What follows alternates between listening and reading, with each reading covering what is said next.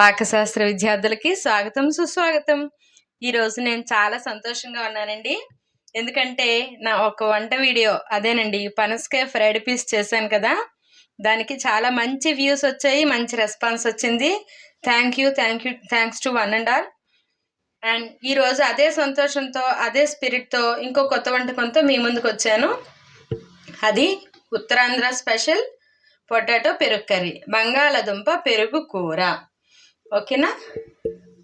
దీనికి బంగాళదుంప 75% బాయిల్ చేసి పక్కన ఉంచుకోవాలి. పీల్ చేసుకొని మూకుడులో సరిపడినంత ఆయిల్ వేసి ఈ ముక్కల్ని చక్కగా వేయించుకోవాలి.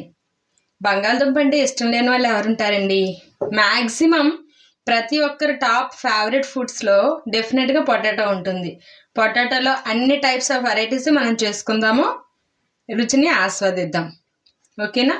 ఈ పొటాటోని వేసి మూకుడుకు అంటకుండా గరిటె పెట్టకుండా చక్కగా నెమ్మదిగా కలపండి.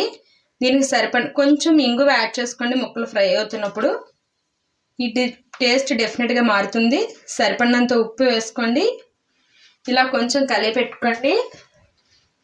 గరిటె పెడితే అది స్మాష్ అవుతుంది కాబట్టి నెమ్మదిగా జాగ్రత్తగా వేయించుకోండి. స్టవ్ మాత్రం సిమ్లోనే ఉండాలి. అలా ఒక్కొక్కటిగా నెమ్మదిగా తీసి వేయించుకోండి. టైం మాత్రం ఎక్కువ పట్టదండి.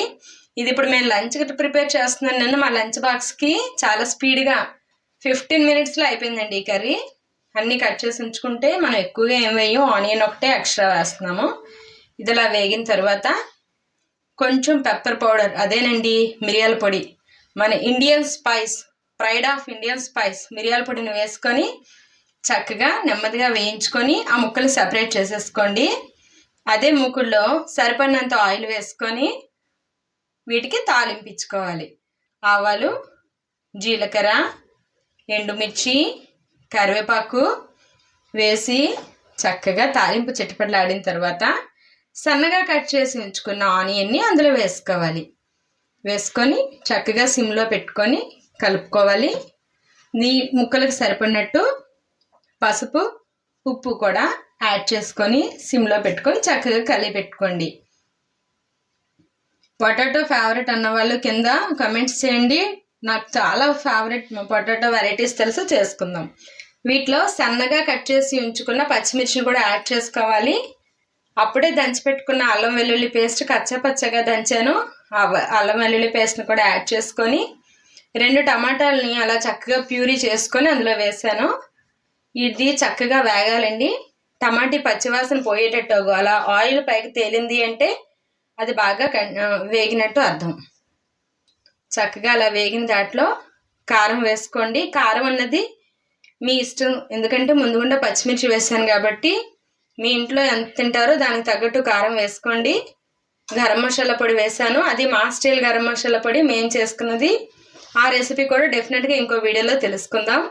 అది బాగా వేగిన తర్వాత ఈ ముందుగుండా ఫ్రై చేసి ఉంచుకున్న పొటాటో పీసెస్ని అందులో వేసుకొని కరెక్ట్గా ముక్కలకి పట్టేటట్టు చాలా జాగ్రత్తగా కలపాలి. పేస్ట్ అవనివ్వకండి, గరిటె పెడితే పేస్ట్ అవుతుంది. జాగ్రత్తగా కలపండి. ఇలా చక్కగా అన్నీ కుదిరి బాగా పట్టినట్టు వేగిన తర్వాత ముందుగుండా మనం సెపరేట్ చేసి ఉంచుకున్నాం కదా పెరుగు, ముక్కలు లేకుండా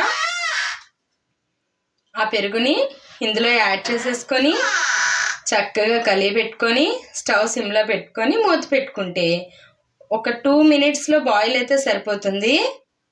కొత్తిమీర ఉంటే కొత్తిమీర కూడా యాడ్ చేసుకొని స్టవ్ సిమ్లో పెట్టి మూత పెట్టుకోండి. సూపర్ అండి, కర్రీ టేస్ట్ చాలా బాగా కుదిరింది. మీరు ఇప్పుడే ట్రై చేయండి, ఎక్కువ టైం కూడా పట్టదు. సో నా ఛానల్ని ఇలాగే ఫాలో అవ్వండి.